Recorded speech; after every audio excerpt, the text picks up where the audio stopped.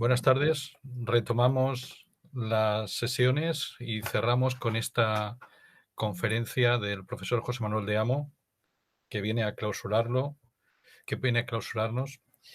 Y del profesor José Manuel de Amo, ¿qué voy a decir? Creo que quienes están al otro lado de la cámara lo conocen perfectamente. Quienes forman parte del alumnado de la Universidad de Alicante también lo conoce.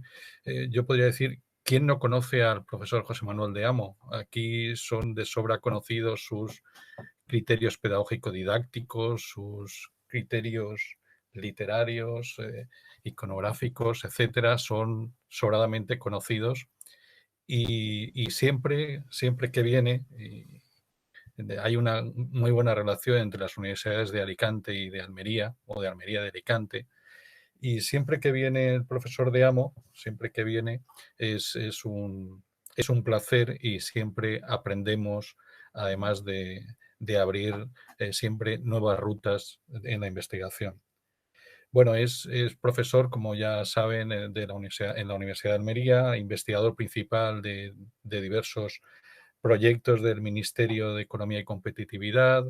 Es entre sus líneas de investigación que han venido desde la intertextualidad, del lector modelo, estrategias metaficcionales, a la investigación que realiza en este momento él y su grupo sobre las prácticas de lectura y espacios de lectura en la era digital.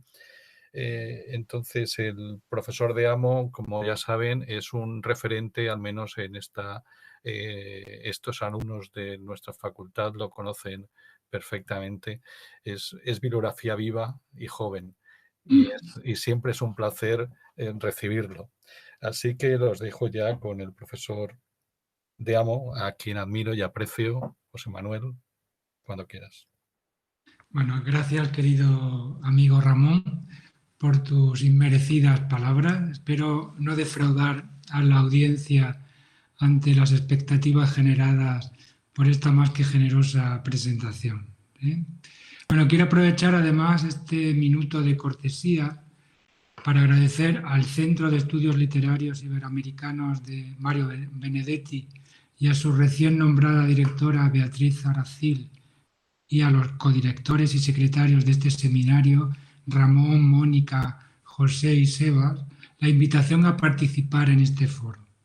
Estoy convencido de que iniciativas de este tipo, que ya se han consolidado en el tiempo, son necesarias y fundamentales para tomar conciencia de eso, de la importancia de la literatura hispanoamericana en la formación de lectores competentes, ¿no? Y ahí estáis vosotros en la brecha, los de la Universidad de Alicante, liderando internacionalmente este reto. Y lo dice alguien que está ajeno a la Universidad de Alicante, ¿no? Me gustaría además comentar o indicar que mi intervención es fruto del trabajo realizado dentro del grupo de innovación docente y buenas prácticas dirigido por mi compañera Raquel Fernández Cobo de la Universidad de Almería, el grupo Galdós, y por el proyecto I+D+I que dirijo junto a la profesora de la Universidad de Murcia, Maite Caro Valverde. ¿Sí? Así que empiezo. Decía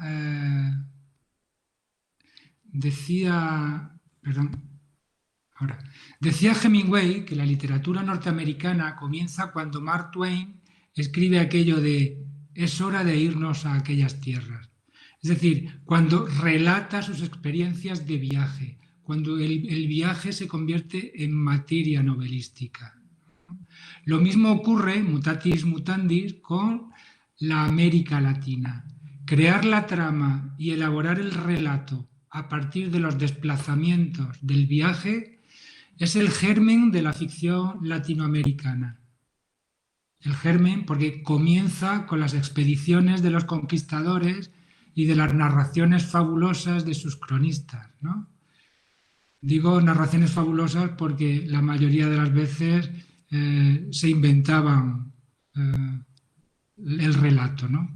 Son relatos que conjugan, por lo tanto, esa fascinación por un continente que no entienden, un continente maravilloso, exótico, asombroso, lleno de riquezas. Conjuga esa fascinación junto a una forma de la épica de las grandes gestas, ¿no? Así como una de literatura del yo, generada por los diarios, por las relaciones, por las crónicas. Con lo cual estamos conjugando fascinación por una tierra ignota, segundo, la épica de las grandes gestas y en tercer lugar, una literatura del yo. Y sobre esta, o a partir de esta invitación al viaje y de esta literatura, queremos proponer una forma diferente de enseñar y aprender la literatura latinoamericana, mediante cartografías, mapas, planos, que se entienden como herramientas didácticas relevantes. No solo porque son herramientas con un fin estético, no es simplemente para embellecer la obra, sino también con una función epistémica, es decir, el mapa que ayuda a generar conocimiento, a reestructurar el pensamiento de aquel que lo está leyendo. Por lo tanto, hablar de mapas, si decimos que esta conferencia o esta intervención es hablar de mapa, con mapa no es solo... no es otra cosa que una representación simbólica de una realidad, ¿no? Que en el caso de América Latina, en este periodo concreto, se complejiza la idea de mapa. ¿Por qué? Porque constituye una representación simbólica de una realidad ficcionalizada. O sea, están representando una realidad que no es real, que es ficción pura, ¿no? Y esa ficción procede de ese imaginario cultural occidental trufado de mitos, leyendas clásicas y medievales. No sé, si han leído los cronistas de Indias, habrán visto que las crónicas están repletas de sirenas, de cíclopes, de cinocéfalos, es decir, de personas con cabeza de perro, amazonas, una de las compañeras que antes ha hablado del dorado. Es decir, estamos hablando de mitos que están poblando la narración de esas crónicas. Como botón de muestra, valga la descripción que hace Pigafetta, el lombardo, ¿no? Como nos recuerda García Márquez, Pigafetta dijo que allí había visto cerdos con el ombligo en el lomo y unos pájaros sin patas cuyas hembras empollaban en las espaldas del macho, y otros como alcatraces sin lengua cuyos picos parecían una cuchara. Contó que había visto un engendro animal con cabeza y orejas de mula, cuerpo de camello, patas de ciervo y relincho de caballo, ¿no? Esta es la rigurosidad de un cronista que está hablando de unos hechos reales. Y por eso he elegido además el detalle de la obra de Diego Gutiérrez con las sirenas en el estrecho de Magallanes, ¿no? Bien, he estructurado esta intervención de la siguiente manera. Una sección introductoria donde fundamentaré de manera sucinta, o eso espero, la propuesta de cómo organizar los contenidos literarios, para pasar directamente a cartografiar la literatura latinoamericana. Esa geografía literaria comenzará con las crónicas de Indias, como he dicho antes, para terminar con Macondo. Macondo porque es la metáfora del boom, ¿no? Es la ciudad metáfora del boom. Y durante esta expedición en las crónicas cartografiaremos el primer viaje de Colón, trazaremos un mapa emocional de la conquista, es decir, los sentimientos tanto de los vencedores como de los vencidos cuando conocen o tratan al otro.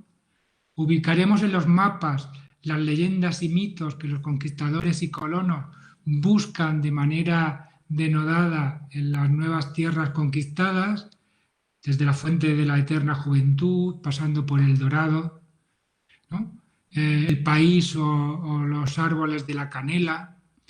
Y si podemos, llegaremos a los mapas apócrifos, esos mapas que dicen que fueron anteriores a Colón, ¿sí? Sé que tengo muy poco tiempo y intentaré ser lo más rápido posible en este sentido. Bien, comenzaré pues, como he dicho antes, con la fundamentación didáctica de este viaje. Y para ello me gustaría retomar una idea que a mi juicio debe ser el eje sobre el que gravite cualquier reflexión acerca de la educación literaria. Y estaríamos hablando de que como docentes, como profesores de literatura, hay que tener claro que hacer lectores en el aula posee dos dimensiones, claramente interrelacionadas, pero también claramente determinadas. En primer lugar, el fomento de la lectura, es decir, buscar o despertar el interés de los más jóvenes hacia la lectura, el deseo de compartir esas experiencias literarias, esa necesidad de socializarse en la comunidad letrada que es la clase, ¿no? Se puede trabajar desde cualquier materia curricular y en cualquier entorno posible, físico o virtual, en un entorno formal o informal. Desde eso hablaríamos de fomento de la lectura, como concepto general y aglutinador. Pero, pero también tendríamos esa segunda parte que es la dimensión de la educación literaria. Se trata de formar lectores mediante un canon curricular, si quieren, una lista de obras prescritas por la normativa educativa. Pero también hay que enseñarles el código literario, es decir, los elementos narratológicos, por ejemplo, los géneros literarios, y hay que enseñarles también un modo de leer compartido por una comunidad interpretativa. Es decir, en el periodo de escolarización, los docentes aprenden a leer de una manera determinada. Esto nos lleva indiscutiblemente a centrarnos en esta última dimensión, en la educación literaria. La institución educativa, y no quiero ahondar mucho en ello porque es más que conocido, es conocido, pero en el fondo seguimos arrastrando este gran problema, que es convertir la clase de literatura desde un enfoque formalista e historicista de la enseñanza de la literatura. Y no hay forma de cambiar la conciencia, ¿no? Se está recomendando el abandono del formalismo y del historicismo desde hace más de 40 años, pero en clase seguimos con los mismos hitos de la historiografía literaria, ¿no? Lo que hay que hacer es recuperar la base fenomenológica del hecho literario, es decir, la relación del lector con el texto, el diálogo que entre ellos se pueda establecer. Y claro, hablar de un diálogo, hablar de esa formación, es obligatorio comentar que los profesores de literatura, el objetivo último que tenemos es el de dotar a nuestros estudiantes de las herramientas necesarias para convertirse en eso, en lectores modelo, en lectores capaces de leer cualquier texto. Desde este concepto de lectura iría el canon literario, pero yo siempre he dicho, y nunca dejaré de repetirlo, que el canon no es un punto de partida, el canon es un punto de llegada. No podemos empezar a nuestros estudiantes o su formación literaria leyendo el Quijote. El leer el Quijote debe ser el premio que nos demos todos cuando hayamos conseguido un nivel de desarrollo importante de nuestra competencia literaria, ¿no? Si no tenemos esa competencia literaria, ese acto de amor del Quijote será un acto de amor fallido. Digo que habría que repensarse el canon, ya no solamente sería el de los clásicos, sino también habría que repensarse la organización del contenido curricular. Como ya he dicho antes, yo estoy un poco harto de ver que el contenido de literatura se estructura en función de los hitos, como decía antes, marcados por la historiografía literaria. Edad Media, Renacimiento, Barroco, Ilustración, ¿no? Y luego entre medias se trufa con elementos de la narratología. Pero es necesario seguir organizando el contenido curricular del hecho literario con este tipo de cosas. Lo que a mí me queda meridianamente claro es que un enfoque centrado en la lectura se ha de partir obligatoriamente del gusto, de las necesidades y de los intereses del alumnado. ¿Y eso cómo se hace? Teniendo en cuenta las opiniones y las estadísticas sobre lectura relacionadas con los más jóvenes. En este caso, tomo un dato del informe de 2020 sobre hábitos lectores del gremio de editores, que dice que tenemos un 50,3% de adolescentes entre 15 y 18 años que leen frecuentemente como una opción en su tiempo libre. Pero, atentos, apenas obras de canon escolar. Es decir, leen casi el 50% de forma frecuente, pero no libros que le recomiendan en la escuela, en la institución educativa. Desde este sentido, en cuanto a los géneros literarios preferidos por los adolescentes, esto fue un estudio que hicimos con alumnado de la ESO y bachillerato en Andalucía, y entre los hallazgos pudimos ver que prefieren la literatura de aventuras. Hubo un 62% que preferían este tipo de libros.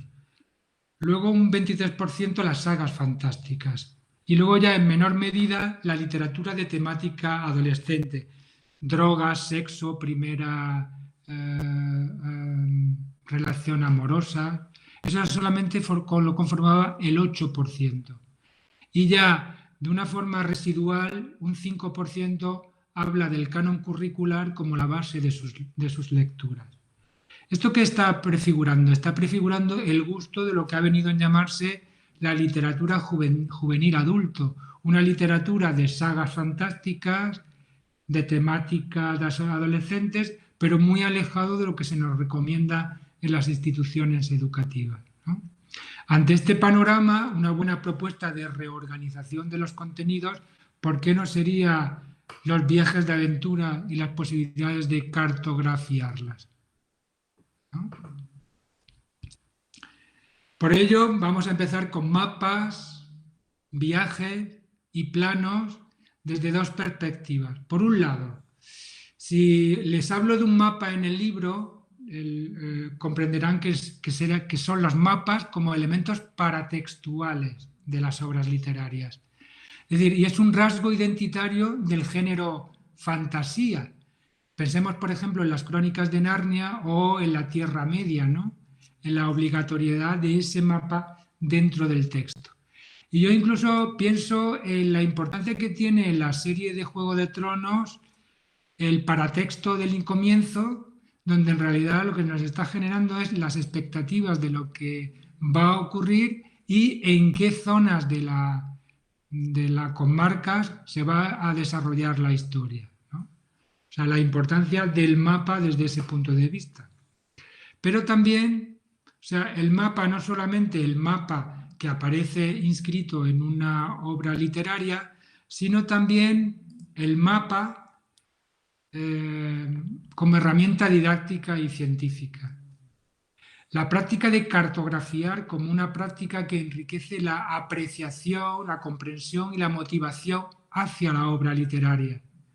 Decía Bárbara Piatti que la cartografía literaria es una sección de la geografía literaria, donde lo que se busca es trasladar los elementos espaciales de la obra literaria al código cartográfico.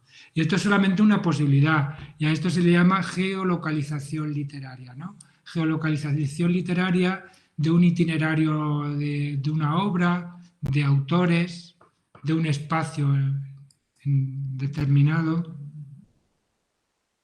como es en el mapa literario de Barcelona, donde tenemos más de 300 entradas de interés relacionadas con ese mapa, en ese mapa literario. ¿Sí?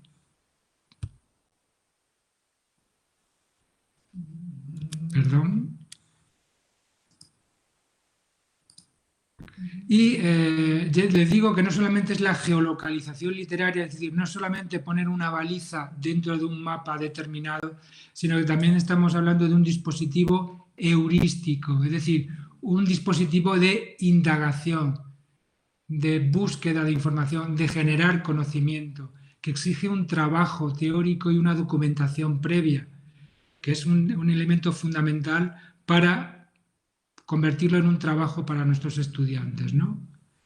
Y sería no solamente traslación, no es pasar un elemento al código cartográfico, sino sobre todo clasificación, búsqueda, indagación y evaluación del contenido.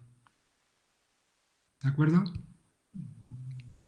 En este caso tenemos muchos elementos, muchas aplicaciones y muchas páginas vinculadas a la formación de cartografías o mapas. Tenemos, por ejemplo, la aplicación o plataforma para realizar proyectos sobre autores, obras, temas o fanfiction, por ejemplo. La construcción de un universo literario personal. Yo quiero construir una obra literaria y quiero construir primero ese espacio cartográfico literario personal. Pues existen aplicaciones como esta, la de Incarnate, ¿no? Que son muy interesantes en este sentido. Otra, por ejemplo, es la construcción de un universo literario, pero de una manera colaborativa. Esto que se lleva tanto en las redes sociales y en el mundo virtual. En este caso tenemos la aplicación de OpenStreetMap, ¿no? Que me consta trabajan muchos docentes en el aula.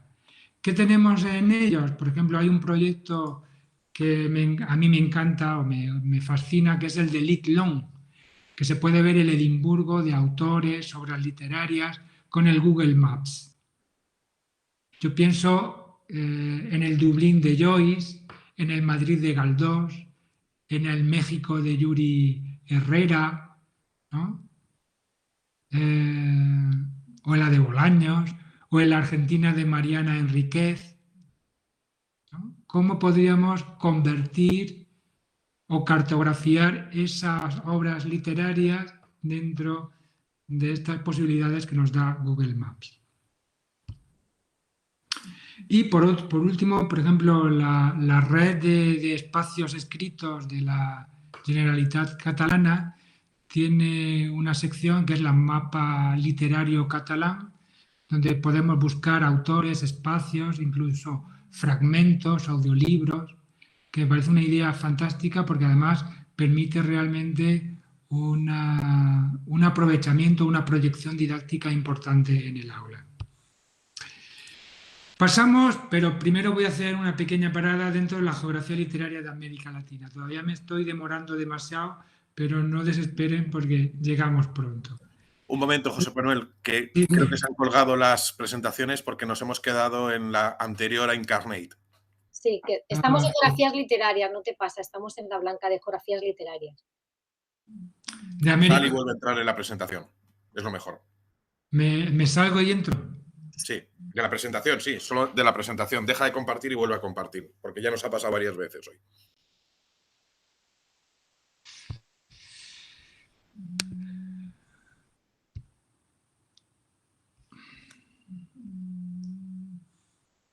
Cuando has parado y has vuelto hacia atrás con Incarnate, se ha quedado ahí bloqueado. Se ha quedado, vale. Voy a ello de nuevo.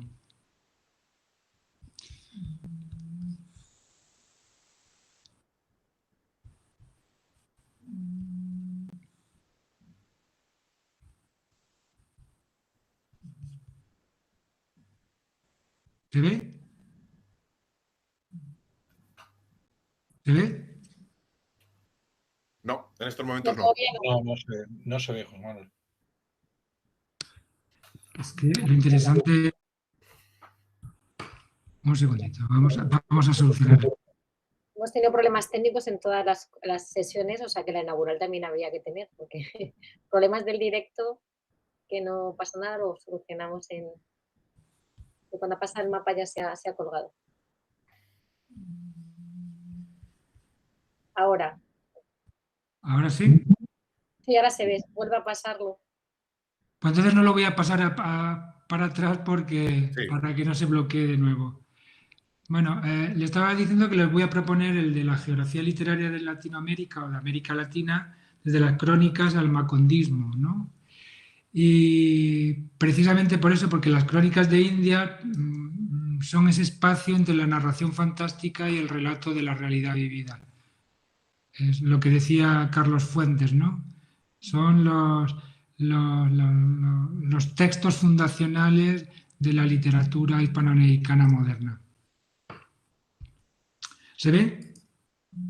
Bien, pero hablar de literatura hispanoamericana, y yo retomo una idea de la que habló ayer mi compañera Raquel Fernández Cobo, es que hablar de literatura hispanoamericana para los alumnos de la península conlleva un gran problema, que es el de modos de leer aprendidos.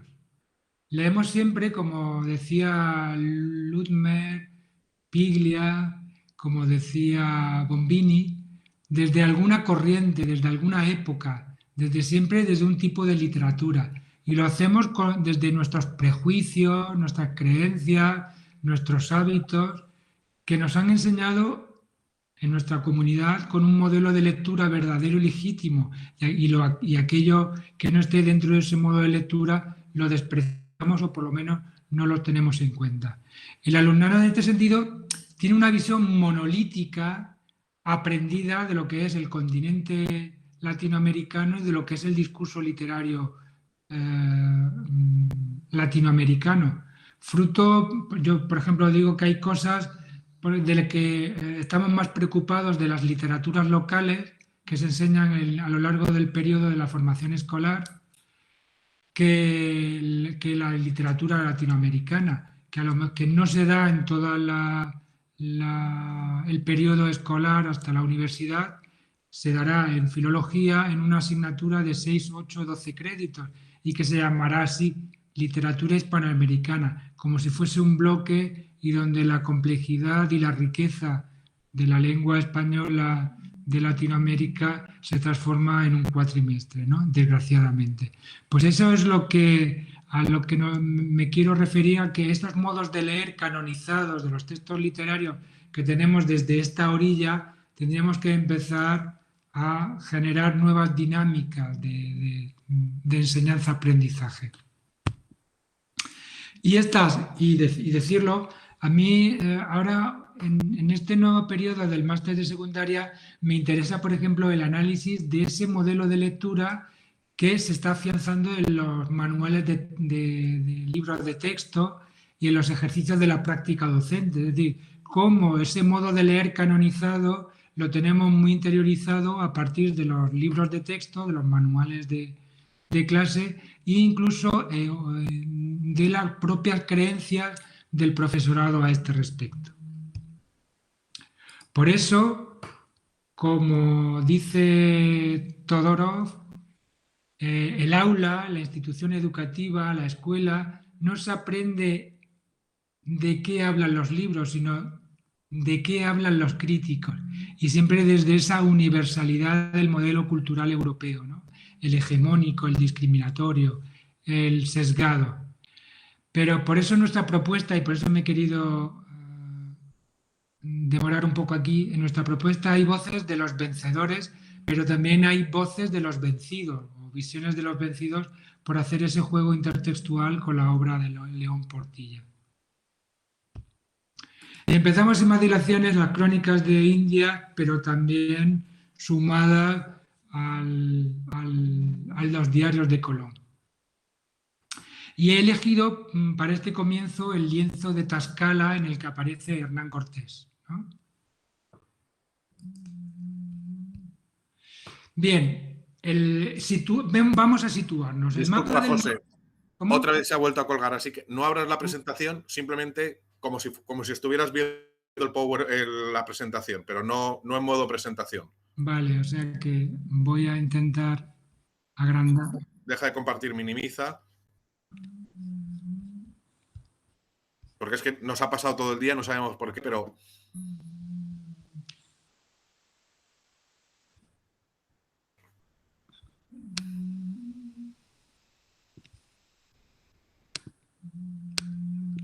Hay que echar la culpa a los informáticos y al 2.0 y a esta cosa. Bueno, o a Sebas directamente. Ahora presenta...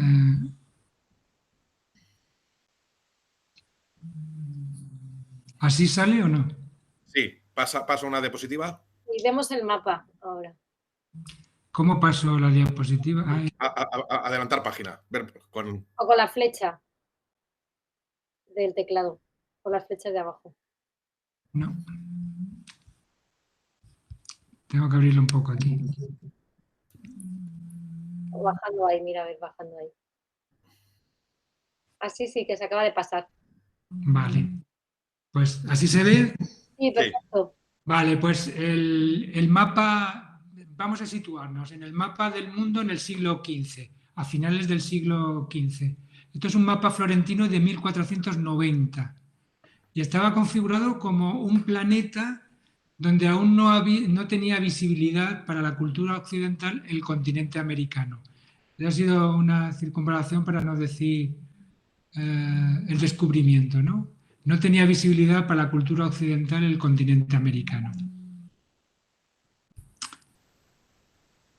Y una vez descubierto para Europa ese continente, el continente americano se convierte en una invención de los escritores, una fantasía de los cartógrafos, un chismorreo continuo de los exploradores, la imaginación desbordante de los cronistas, la ambición de los mercaderes y gobernantes, ¿no? Que querían oro, piedras preciosas, especias. Entonces, las noticias que venían del Nuevo Mundo son relatos ficcionales, ¿no? Imaginarios asentados en eso, en caníbales, en amazonas, en cinocéfalos, en descabezados, en cíclopes, no sé, en gigantes, y ya he dicho, alimentados por la codicia de los conquistadores. Todo ello se mezcla para hacer un relato de América en el siglo XVI, un relato absolutamente ficcional. Y por ende, los mapas que se dibujan en la época son mapas depositarios de esa fantasía. Es un continente maravilloso, lleno de riquezas, pero también están trazando un mapa absolutamente ficcional, ¿no? Cargado de esos mitos y leyendas clásicos y medievales. He elegido este porque, claro, hablando del asombro que producía el Nuevo Mundo, Colón declara en su diario de a bordo que ha llegado al paraíso terrenal. Claro, cuando él dice, él había tenido calma chicha a lo largo de todo su periodo de las Antillas, pero cuando va rumbo a Azores y Canarias, y la costa portuguesa, le vienen unos temporales horribles. Y entonces dice que las aguas temperadísimas son las del final del Oriente y habían llegado al final del Oriente, con lo cual América representaba para Colón ese paraíso terrenal.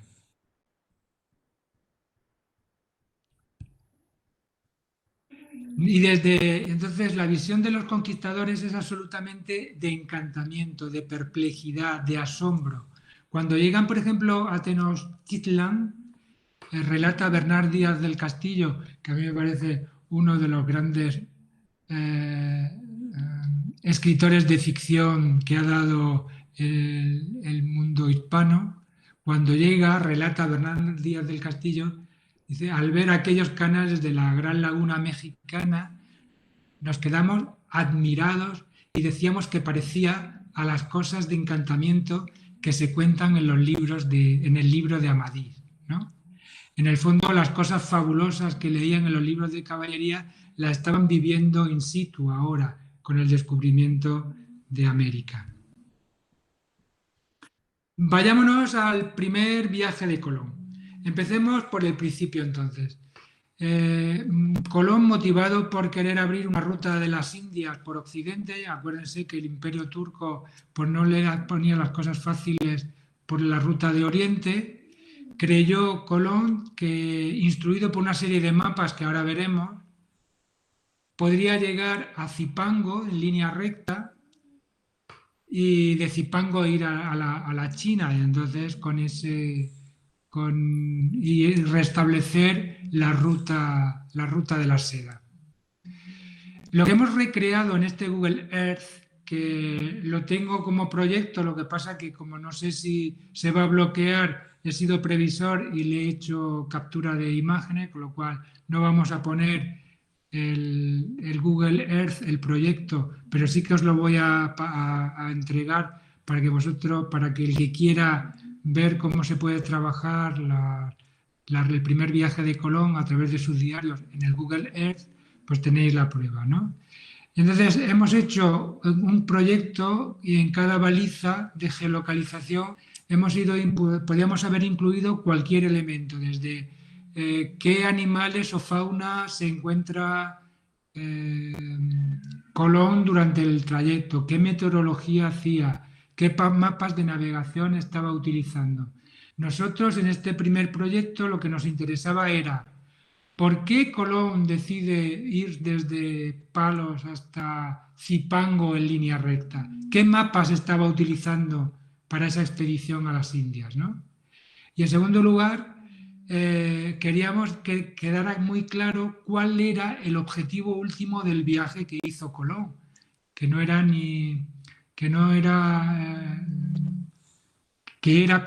un viaje de búsqueda de oro, de perlas, de piedras preciosas y especias, sobre todo teniendo en cuenta que contaba con el beneplácito de los reyes católicos y a los que les tenía que entregar a la vuelta pues los bidones de oro, de perlas, de piedras preciosas que trajera de la China y de Zipango. Bien, pues ya les digo, la primera idea es leer el resumen del diario realizado de Colón, porque ya saben que se perdió ese diario y fue sumariado por Fray Bartolomé de las Casas. Entonces, tendríamos con nuestros estudiantes que leer ese diario y que por grupos trabajasen cada uno de los atraques, desembarcos y experiencias relatadas en ese diario de a bordo, ¿no? Haciendo hincapié en lo que nos interesa. Primero, en ver cuándo utiliza el oro y las piedras preciosas y, por otro lado, los mapas que utiliza Colón para poder orientarse en esta travesía.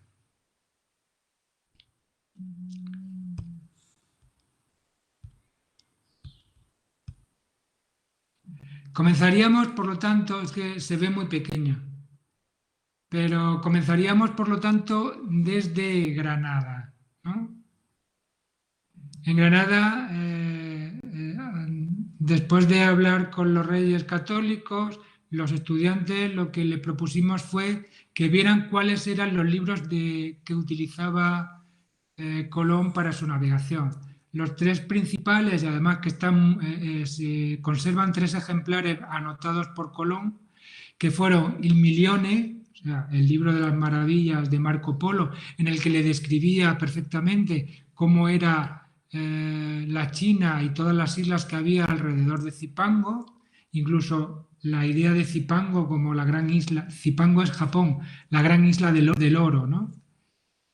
Decía, teníamos teníamos el de Enea Silva Pelocomini, perdón, que es Pío II, en el que es un tratado sobre las cuestiones científicas de la época, y un tercero que era el Imago Mundi. El Imago Mundi de Pierre Dailly, donde nos habla de que la mayoría de la Tierra está concentrada en el hemisferio norte y el polo norte está achatado, ¿no? Estos eran los primeros 3 grandes libros de los que han trabajado, y el proyecto que yo les pedí a los estudiantes tenían que ver con esta cuestión.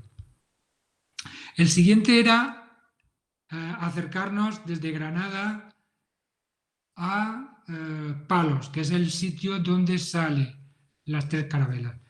Pero lo más importante en este sentido era, yo les hice la pregunta pero ¿cómo él se atreve a ir por la ruta de Occidente hasta llegar a la China, ¿no? Descubrieron que existía una carta, la carta de Toscanelli, dirigida al rey Alfonso V, rey de Portugal, donde Toscanelli le hablaba de la viabilidad de la navegación hacia la China por el oeste, y una trayectoria que podría hacerse cómodamente haciendo dos grandes escalas. Primero se encontrarían con la isla de Antilia, la mítica isla de Antilia, que por eso luego todas las islas que descubre se llamarán Antillas. Antilia vendría Zipango o Japón, ¿no? Y esto lo descubren a través de la carta de Toscanelli. En la siguiente tendríamos, en su diario de Colón, indica que parten de la isla de Canaria porque de allí pueden navegar a las Indias de manera recta. Según los cálculos de Colón, en línea recta desde La Gomera podrían llegar a Catay, que era la China, pasando antes, por lo que he dicho, por Antilia y por Zipango. Por lo tanto, ese fue el punto de salida hacia las Indias. Perdón, que esto... Una vez, cuando llegan a la primera isla, me interesa ver el deseo desmedido de Colón por descubrir el oro y las piedras preciosas. Claro, ya digo que había convencido a los reyes católicos de la viabilidad de la ruta de Occidente y no podía permitirse el lujo de fallar. Entonces, se les pidió en el proyecto a los estudiantes que vieran en qué momentos del diario del primer viaje Colón habla del oro.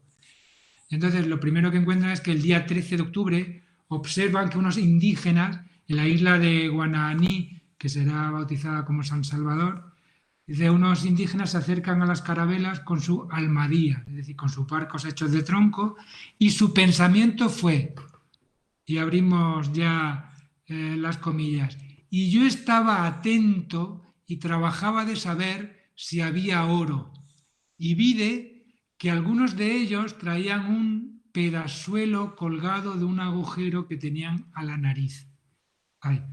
Y por señas pude entender que yendo al sur, que estaba allí un rey que tenía grandes vasos de ello.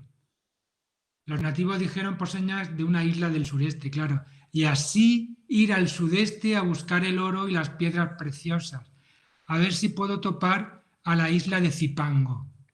Claro, ¿qué nos falta para entender este enigma de Colón?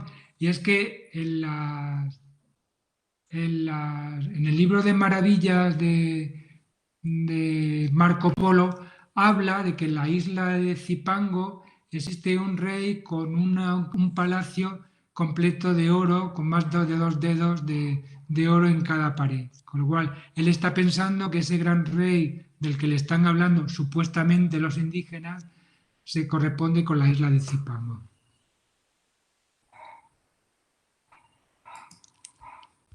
Seguimos. Ya digo, este sería el trazado a través de Google Earth de cómo hacer un proyecto de trabajo a partir de esto.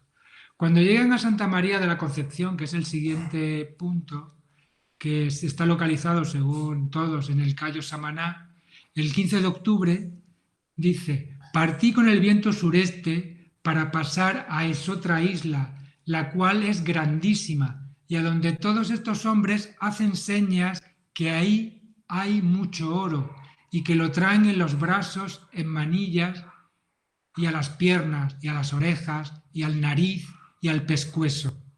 Con lo cual, aquí tenemos esa idea de que, claro, él no entiende todavía que está en el Nuevo Mundo, sino que está buscando esa ruta de la China y Japón del oro. En el siguiente nos encontramos con Fernandina, con la Long Island, el actual Long Island, que en el 16 de octubre llega a esta isla y comenta: rodear toda la isla y trabajar hasta que halle Samaot, que es la isla o ciudad donde es el oro, que así lo dicen todos estos que aquí vienen en la nao, y nos lo decían los de la isla de San Salvador y de Santa María. O sea, estamos viendo a un Colón, a un almirante que está absolutamente necesitado de ese oro, ¿no? De esa búsqueda del oro. El siguiente, es que no lo veo bien, sería Isabela, ¿no? La isla de Croquet, la actual. El 21 de octubre, cuando llegan a Isabelina, los estudiantes localizan dentro del diario de Colón, dice partir para otra isla grande mucho, que creo que debe ser Zipango, según las señas que me dan estos indios que yo traigo, a la cual ellos llaman Colba, en la cual dicen que hay naos y mareantes muchos y muy grande, y de esta isla otra que llaman Bofio, que también dice que es muy grande. ¿De acuerdo? Con lo cual, lo que estamos viendo es que ya cuando llega a Cuba, Cuba sí que es el momento en el que él cree que ha llegado directamente a Zipango, pero comprueba que allí no está tanto el oro que estaban buscando, sino simplemente hacen una expedición, encuentran un pequeño cacique con un poquito de oro, pero que tampoco tenía gran interés. Y lo único de interés que él reseña dentro de su diario es que a una expedición que mandó hacia el interior de Cuba encuentra grandísima cantidad de almáciga, que era esa resina que también era muy codiciada por la ruta de Oriente. Y así iríamos, yo porque además sí que es muy tarde, por no ir siguiendo este diario, y podemos ir al siguiente apartado. Vamos a pasar, iríamos primero a la española, que estaría entre Haití y la República Dominicana, y de allí volverían directamente a las Azores, que es lo que le he dicho cuando les llega el temporal. Pasaríamos, por lo tanto, a la geografía emocional de la conquista. Lo que nos interesaba en este proyecto era que los estudiantes pudieran elaborar mapas a partir de una extensa gama de sentimientos, emociones y sensaciones que los conquistadores experimentaban con los hombres, con la naturaleza, con las costumbres de este nuevo mundo al que habían llegado, ¿no? Ya he dicho, me detendré no solamente en lo de los vencedores, sino también en lo de los vencidos. La primera que encontramos fue esta. Cuando llegan a San Salvador, ¿cuál fue la impresión que tuvieron los indígenas cuando vieron a los conquistadores?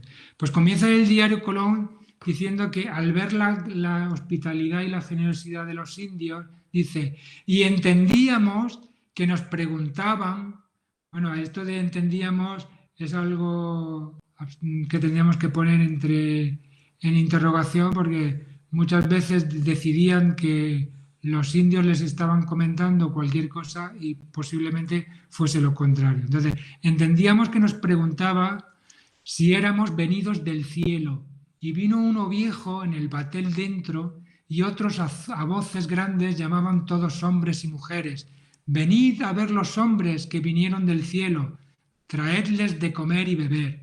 Por lo tanto, dentro de este concepto de la geografía emocional, tendríamos esa visión del conquistador como una visión de un dios, ¿no? Que es este el que le acabo de leer. En el siguiente, en Cozumel, por ejemplo, y pasando ya a Fray Toribio de Benavente, que lo llamaban Motoliniu, los propios indígenas, que fue además uno de los 12 franciscanos venidos a la Nueva España. En su tratado tercero de la historia de los indios de Nueva España, nos retrata cómo fueron vistos los españoles por los indígenas, ¿no? Y en él aparece, leo, ver una gente venida por el agua, lo que ellos nunca habían visto ni oído que se pudiera hacer de tan extraño del suyo, tan denodados y animosos, tan poco entrar por todas las provincias de esta tierra con tanta autoridad y osadía, como todos sus vasallos fueran sus vasallos. Asimismo se admiraban y se espantaban de ver los caballos y lo que hacían los españoles encima de ellos. A los españoles llamaron Teteu, que quiere decir dioses, y los españoles, corrompiendo el vocablo, decían teules, ¿no?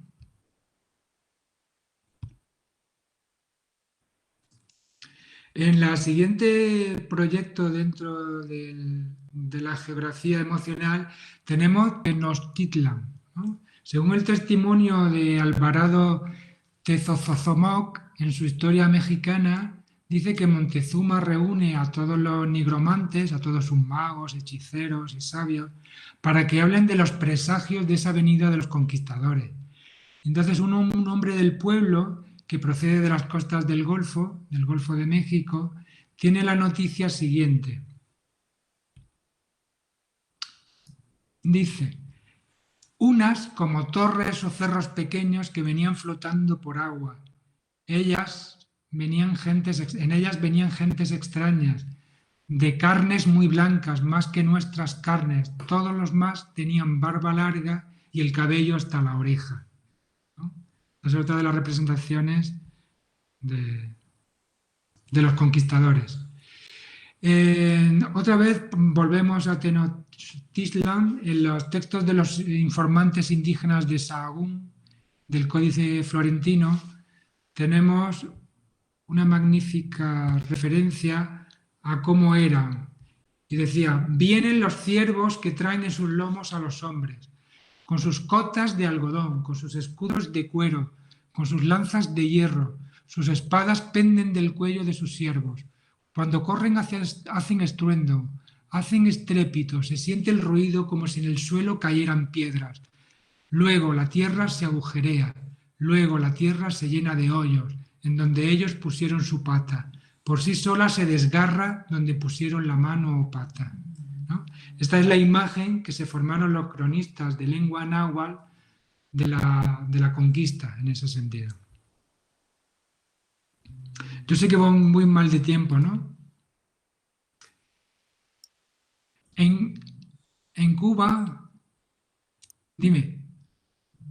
En Cuba, Cristóbal Colón, en su diario a bordo, describía también a muchas criaturas y hablaba de los cinocéfalos, de los cíclopes, de los antropófagos. ¿Y qué decía de ellos? Pues fijaos en esta entrada del diario que decía: entendió entonces que lejos de allí había hombres de un ojo y otros con hocicos de perros que comían a los hombres, y quien tomando uno lo degollaban y le bebían la sangre y le cortaban su natura. Es decir, estamos poniendo en contra esa percepción de dioses que tenían al comienzo los indígenas de los conquistadores, frente a esa idea de la barbarie, del hombre salvaje que tiene en el imaginario el hombre europeo, ¿no?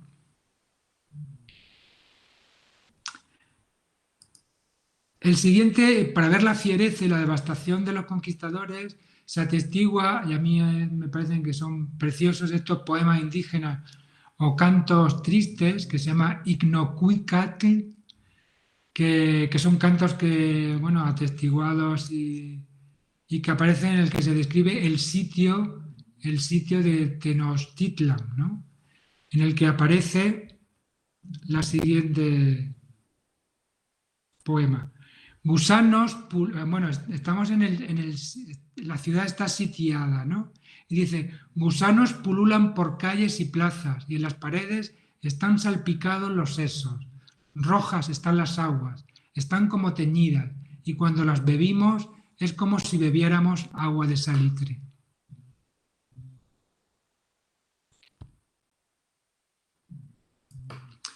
La siguiente la tenemos en el Templo Mayor, para que veamos cuál es esa concepción que tienen ya cuando los conquistadores se dejaron ver realmente su naturaleza.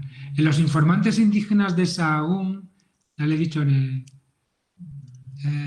narra la terrible matanza del Templo Mayor perpetrado por Pedro de Alvarado, ¿no? Y relatan los informantes, que mientras enlazan en cantos dentro del templo van a aparecer los españoles. ¿De qué forma? Pues dice: inmediatamente cercan a los que bailan, se lanzan al lugar de los acábales, dieron un tajo al que estaba tañendo, le cortaron ambos brazos, luego lo decapitaron, lejos fue a caer su cabeza cercenada. Al momento todos acuchillan, alancean a la gente y le dan tajos. Con las espadas los hieren, algunos les acometieron por detrás, inmediatamente cayeron por tierra dispersadas sus entrañas. A otros les desgarraron la cabeza, les rebanaron la cabeza, enteramente hecha trizas quedó su cabeza. ¿No? Pero cuando nos asetean los estudiantes con lo de la competencia emocional, siempre pienso en cómo me gustaría que realizaran un TFG o un TFM sobre la geografía emocional de este periodo y cómo lo trabajarían en clase con sus estudiantes. De estas masacres también la voz de los conquistadores es absolutamente diferente. Y para eso tenemos el comentario de Bernardo Díaz cuando habla de Gómara, del cronista Gómara, que nunca pisó, era cronista, pero creo que nunca pisó el Nuevo Mundo, y en el que se puede leer: pues de aquellas grandes matanzas que dicen que hacíamos, siendo nosotros 450 soldados los que andábamos en la guerra, harto teníamos que defendernos, no nos matasen o nos llevasen de vencida, que aunque estuvieran los indios atados, no hiciéramos tantas muertes, en especial que tenían sus armas de algodón, que les cubrían el cuerpo, y arcos, saetas, rodelas, lanzas grandes, espadas de navajas como las de 2 maos, que cortan más que nuestras espadas y muy denodados guerreros. Y se atreve a decir, si todo lo que escriben de estas historias va como lo de Nueva España, irá todo errado, ¿no? Entonces esa imagen contrapuesta, unos del genocidio y otros de que era lo contrario, ¿no? Que tenían que defenderse. Perdón. Los mitos y leyendas del Nuevo Mundo. Bien, ya he dicho que las noticias del Nuevo Mundo se convierten en creaciones imaginarias sobre los mitos clásicos y el medievo. Lo fantástico y lo imaginario es lo importante, ¿no? Podemos encontrar animales fantásticos como los basiliscos, el grifo, el ave fénix, sirenas, dragones, animales monstruosos, pigmeos, cíclopes, como ya le he dicho antes, incluso hombres con labios enormes que les servían de sombrillas, ¿no? Y ante esta complejidad, ante esta maravilla del país, empiezan los cronistas a relatar lo que están viendo. Bueno, a mí me gusta especialmente esta cita de Alejo Carpentier, en la que en las crónicas se le relatan esas maravillas, que hablando de Bernardo Díaz del Castillo dice que las crónicas es un libro de caballerías donde los dioses hacen maleficio y hay dragones en los ríos, ¿no? Que representa perfectamente esa sensación de las crónicas de la época. En esta prefiguración fabulosa de que es la cultura europea sobre la tierra ignota, los cronistas intentan relacionarlo con esos mitos. Tendríamos, y eso es lo que les voy a presentar ahora, por las leyendas del Dorado, de la que han hablado antes, la fuente de la eterna juventud, la Sierra de la Plata, el país de la canela, las Amazonas, la Patagonia, y vamos a ver por qué todos esos nombres y por qué ese interés que tenían los conquistadores por llegar a esos espacios míticos. Un segundito que ha desaparecido. Bien, empezamos entonces por la fuente de la juventud eterna. ¿Dónde está situada la fuente de la juventud eterna?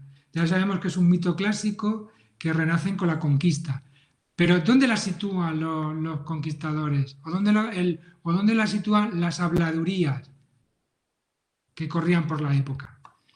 Pues lo primero que nos encontramos es, bueno, Juan Ponce de León, que busca la isla de Bimini, que las he señalado en ese mapa, cerca de Cuba, porque allí dice que estaba la fuente de la juventud eterna. Y gracias a que emprende la búsqueda de esa fuente de la juventud, descubrió Florida, ¿no? Dijo que después de haber hallado Bimini, aunque no la fuente, como dijo Pedro Mártir de Anglería, en el que dice: uno de los primeros cronistas que se refieren a la búsqueda de la fuente fue Mártir de Anglería, ¿no? A la distancia de 325 leguas de la Española, o sea, de lo que es actualmente Haití, República Dominicana, cuentan que hay una isla, los que la exploraron en lo interior, que se llama Boyuca o Ananeo, la cual tiene una fuente tan notable que bebiendo de su agua rejuvenecen los viejos. Y no piense vuesa beatitud que esto lo dicen de broma o con ligereza. Tan formalmente se han atrevido a extender esto por toda la corte que todo el pueblo, y no pocos de los que la virtud o la fortuna distingue del pueblo, lo tienen por verdad. Es decir, se convierte realmente eso que para nosotros puede ser simplemente un mito, para ellos fue una necesidad de explorar en la época. Bien, y entonces aquí tenemos la representación que se hizo de esa Bimini y de la fuente de la eterna juventud. Y entonces nos dice Fernández de Oviedo, que me parece que es uno de los cronistas reales, que a mí de los que más me gusta, dice: y entonces se divulgó aquella fábula de la fuente que hacía rejuvenecer o tornar mancebos los hombres viejos. Y esto fue el año de 1512. Y fue esto tan divulgado y certificado por indios de aquellas partes que anduvieron el capitán Juan Ponce y su gente y carabelas perdidos, etcétera, etcétera. El siguiente será Gómara, ¿no? López de Gómara. Dice: quitó el almirante del gobierno del Boriquén a Juan Ponce de León, y viéndose sin cargo y rico, o sea, como ya estaba absolutamente sin nada que hacer, armó 2 carabelas y fue a buscar la isla Boyuca, donde decían los indios estar la fuente que tornaba mozos a los viejos, ¿no? Anduvo perdido y hambriento 6 meses por entre muchas islas sin hallar rastro de la fuente. La siguiente la tendríamos también en Herrera. Creo que me están diciendo que hay que acabar. Bueno, estas serían las fuentes de la eterna juventud. Pasaríamos a la Patagonia. La Patagonia, ¿por qué creen que tiene el nombre de Patagonia?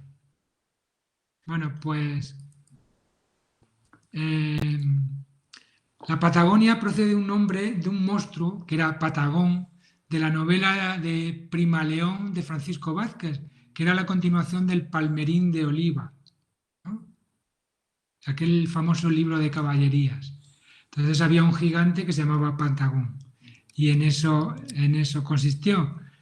Uno de los, como he vuelto a hablar del Lombardo, contó que al primer nativo que encontraron en la Patagonia le pusieron enfrente un espejo, y que aquel gigante enardecido perdió el uso de la razón por el pavor de su propia imagen.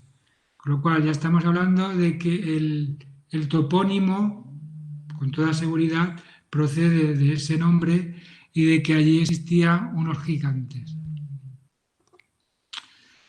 Y también sigue contando que un día, cuando menos lo esperábamos, vino un gigante y estaba al borde del mar casi desnudo, y bailaba, saltaba y cantaba, y al mismo tiempo se echaba arena y esporo sobre la cabeza, le llegaban por la cintura, ¿no? Decía Juan de Areizaga que medían 3 palmos de altura, es decir, 2,6 metros. La siguiente leyenda para la cual hubo grandes expediciones fueron las Amazonas, ¿no? Las Amazonas, en las que nos decían que la prima isla de las Indias, más llegadas a España, es toda poblada de mujeres, sin ningún hombre, y su trato no es femenil, salvo usar armas y otros ejercicios de hombre. Traen arcos y flechas y se adornan de las minas de alambre, ¿no? Ese es el primer relato que nos encontramos de las Amazonas. El siguiente, ya no me voy a detener, la siguiente sería las 7 ciudades de Cíbola, ¿no? En la que se trata de una leyenda traída desde Europa y hablaban de los 7 obispos aquellos que huyeron de la península ibérica cuando la invadieron los musulmanes, ¿no? Y en esa época medieval se sitúa en una isla donde cada religioso fundó una ciudad, y entre ellas la de Cíbola. Y entre todos la fusionaron dentro de los mitos en el relato de la Antilla. Luego teníamos el Dorado, que como han hablado previamente no me voy a detener. También tendríamos el país de los Césares, que es otro de los mitos. Un país además llenos de oro, que además lo sitúan en las costas de Brasil, donde hay sierra con oro y plata y donde hay una sociedad perfecta. O el país de la canela, ¿no? Que existía un lugar donde había árboles donde salía la canela. Y fue uno de los grandes motivos de expediciones, ¿no? Por parte de Pizarro, que organizó un ejército de más de 200 españoles para llegar por allí, ¿no? En fin, habría muchas más. Y ya para terminar, porque no quiero llegar ya a Macondo, ya termino, que me está diciendo Ramón que tengo que terminar. Yo hablaría también, dentro de este viaje por los mapas, de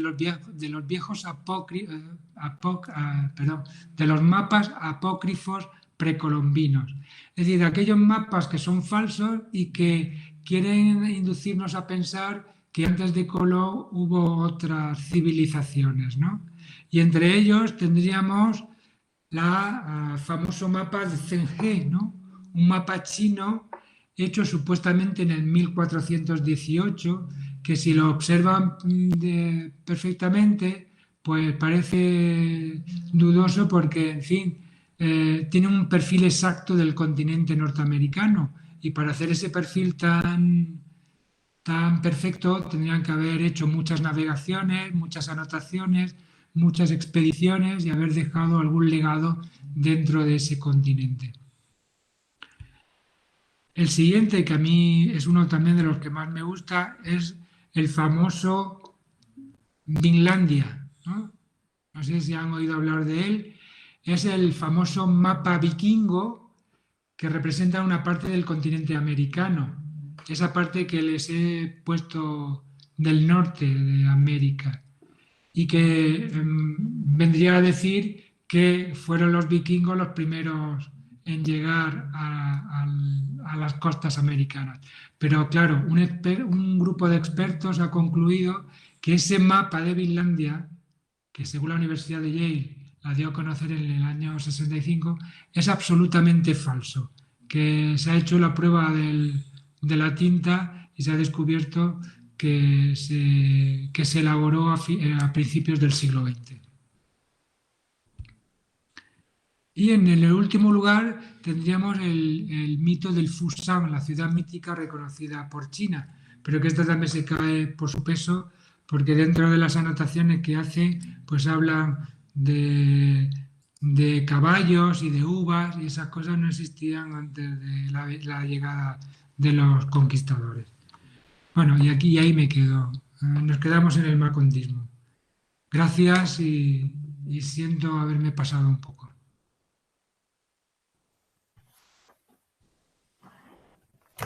Bueno, muchísimas gracias, José Manuel. Es una pena tener que acabar ya, porque hubiéramos seguido escuchándote un buen rato más, ¿eh? O sea, que nos has llevado, como siempre, tan sorprendente e innovador, como nos tienes habituados. Nos has llevado de la tinta a la utilización de medios digitales actuales, ¿no? O nos has llevado a esa competencia emocional, a esa otra mirada también, ¿no? Y desde luego yo creo que nos has dado, es esto de, has puesto, como es por parafrasear, el Atlas en odres nuevos.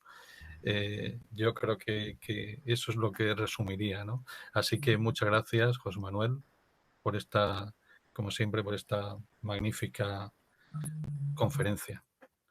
Ahora, Mónica, a ver si tiene alguna pregunta. Sí, bueno, pues por el chat de José Manuel te felicitan por esta perspectiva, ¿no? Desde la lectura dicen que es muy necesaria esa perspectiva desde Ludmer y Piglia, que te felicitan. También, bueno, nosotros queríamos recordarte que desde la Universidad de Alicante tenemos un MOOC que lanzamos el profesor José Rovira y el año pasado que se llama Geolocalizando la literatura a través de las TAC, que hemos planteado lo mismo. Lo que pasa es que nosotros nos centramos en la literatura hispanoamericana del siglo XX. Entonces, o sea, me encanta ver las sinergias que tenemos Almería y Alicante porque, vamos, tenemos las mismas ideas, ¿no? Entonces, estamos hablando José Rovira y yo diciendo, bueno, pues es lo que hemos hecho nosotros, pero con el siglo XX, ¿no? Con localizar la literatura chilena, Zurita, Garera Mistral, Pablo Neruda, a través del Weller. Tenemos un MOOC que no sé si José puede poner el enlace. Desde hace 2 años que lo lanzamos, nos apoyaron, fue un proyecto de la Universidad de Alicante que llevamos el profesor Rovira y yo, y lo podéis consultar, que es lo mismo, geolocalizando la literatura a través de las TAC, ¿no? Porque creemos que es una línea muy interesante. Bueno, y nos preguntan que si en esa geografía emocional que estás trazando, si has tenido en cuenta la visión de los vencidos. No solamente la visión de los conquistas, sino todos esos textos, ¿no? que nos comenta León Portilla o tal, y qué importancia consideras tú que tiene esa visión de los vencidos en esas cartografías emocionales que nos has trazado. Bueno, por eso cuando comentaba lo de los modos de leer, de los que hablaba Ludmer, Piglia y Bombini, en esos modos de leer tenemos esa concepción de la lectura desde la posición de la universalidad de la cultura europea. Vemos la necesidad de que esa visión ha de ser absolutamente deconstruida, ¿no? ¿Y cómo hacerlo? A través de la confrontación con esas voces silenciadas durante tanto tiempo que fueron todos esos informantes de Sahagún, todos esos cantos que aparecen, todos esos códices, que hay una gran cantidad de códices donde aparece directamente esa voz, ¿no? Incluso de esos cronistas que fueron atacados durante mucho tiempo, pero que también visibilizaron esa pena y ese terror sufrido por los vencidos en la época. A mí me parece fundamental. Yo ya lo digo por si uno de los TFMs de este año en el máster de secundaria va a ser eso, trazar un mapa emocional, en este caso de las crónicas de Indias, para la secundaria, ¿no? Y cómo llevarlo en ese sentido a las aulas de la ESO o de bachillerato. Me parece muy, muy interesante la propuesta y sobre todo el trabajar con Google Earth también nosotros lo hemos llevado a cabo en el aula y la inclusión de las TIC y las TAC es algo que les motiva y que les parece muy, muy interesante. En el chat están saludando, felicitándote, magnífica conferencia, enhorabuena. Yo no sé si mis compañeros tienen alguna pregunta. José Rovira ha puesto el enlace del MOOC porque creo que es justamente lo mismo que estamos trabajando desde la Universidad de Alicante, pero vamos, la línea es la misma. Yo creo que hay un campo de la cartografía literaria que nosotros iniciamos en un acuerdo con el Departamento de Geografía y Didáctica de la Geografía de la Universidad, que tenemos un proyecto, las 2 áreas, que me parece una línea también nueva de investigación muy interesante. No sé si el profesor José quiere comentar. Simplemente enhorabuena, José Manuel, porque más allá de las posibilidades didácticas de geolocalización, la selección de textos, pues me ha parecido fantástica, porque aparte hace mucho tiempo, en una galaxia muy lejana, muchos tiempo después, que hace mucho tiempo yo me dedicaba también a la crónica de Indias. Mi primer proyecto de tesis era sobre Navigazione e Viaggi, una traducción de todos esos textos realizada por Giovanni Battista Ramusio. Entonces, cuando hemos llegado a Cíbola, también, por ejemplo, hay adaptaciones de la historia de Cíbola en cómic, que también, por otro lado, hemos trabajado. Así que enhorabuena por la selección de textos para confirmar también la validez literaria, porque aparte, pues eso creo que también lo dice Liniers, el historietista, ¿no? Es decir, que cuando abrimos un libro viajamos y nos has hecho viajar pues por toda América, así que muchísimas gracias. Excelente, vamos, muchísimas gracias. Las imágenes, la claridad, siempre nos sorprende y vamos, yo te felicito, te doy enhorabuena y es que tenemos que meter siempre a José Manuel en nuestro seminario porque si no, muchísimas gracias. Gracias. Sí, Ramón, ¿quieres comentar algo? Yo creo que clausuramos ya, ¿no? Si te parece bien, Ramón. Sí, cerramos ya. Bueno, pues simplemente yo creo que con la conferencia del profesor José Manuel de Amo, yo creo que es un cierre de lujo para esta 3ª edición del Seminario Internacional de la Literatura Hispanoamericana en el aula. Han sido 2 días intensos de reflexión académica en la que yo creo que se ha demostrado la vitalidad de esta línea de investigación, ¿no? Hemos presentado muchísimas propuestas que han ido desde trabajar con las nuevas tecnologías, la lectura digital, la hipertextualidad, la multimodalidad en el aula, centrados en textos y en lecturas hispanoamericanas. También se han presentado numerosas propuestas didácticas concretas, de álbumes ilustrados, de cuentos, de mitos, y también han tenido cabida reflexiones teóricas en torno a la literatura hispanoamericana. Entonces, yo creo que no solo demuestra la vitalidad de esta línea de investigación, hemos tenido también muchos TFMs, alumnos que siguen esta línea de investigación. Por tanto, como digo, la vitalidad, una línea que cada vez está más presente en las facultades de educación, y también la necesidad, ¿no?, de abrir pues el canon que José Manuel tanto sabe y del que tanto hemos aprendido, necesidad de incorporar nuevos imaginarios, de centrar a los niños, de que esa percepción de centralidad, ¿no?, que a veces le transmitimos con esas lecturas nacionales, lecturas eurocentristas, no están, es algo irreal, y que se hace necesario mirar a la otra orilla, ¿no? Incorporar lecturas que vengan de la otra orilla, porque eso enriquece, ¿no? Incorporar nuevos imaginarios, yo creo, enriquece. Pues yo agradecer, le pasaré ahora la palabra al codirector del seminario, para agradecer a todos los ponentes su participación, pero de modo especial al alumnado, ¿no?, que hemos tenido pues una media de 150, 300 personas conectadas, al alumnado tanto de la asignatura de cuarto como la asignatura de animación a la lectura, pero también al público general del Centro Benedetti, al alumnado de máster, que no se me olvide ningún alumno que luego se enfada, y también al público en general del Centro Benedetti, que también nos consta que había mucha gente conectada desde el Centro Benedetti, y por supuesto también al equipo organizador, pues al profesor Ramón Llabrens, al que admiro y del que aprendo todo lo que sé de educación literaria. Codirigir con él pues siempre es un regalo, y por supuesto a mis compañeros José Rovira Collado y Sebastián Miras, pues porque sin ellos yo creo que esto no es posible. Le cedo la palabra a Ramón Llorens para que ya termine y clausure, y muchísimas gracias a todos y a todas. Bueno, pues queda clausurado este seminario. Muchas gracias, sobre todo, bueno, a los ponentes, a nuestro alumnado, al equipo del CEMAP, y desde luego, y quiero destacar en nuestro equipo que la tarea de Sebastián, que nos ha estado asistiendo ahí en todas las cuestiones informáticas, y yo creo que nos ha salvado bastante. Entonces yo quiero agradecer especialmente a Sebastián que haya estado ahí. Bueno, y nada, pues hasta el próximo seminario.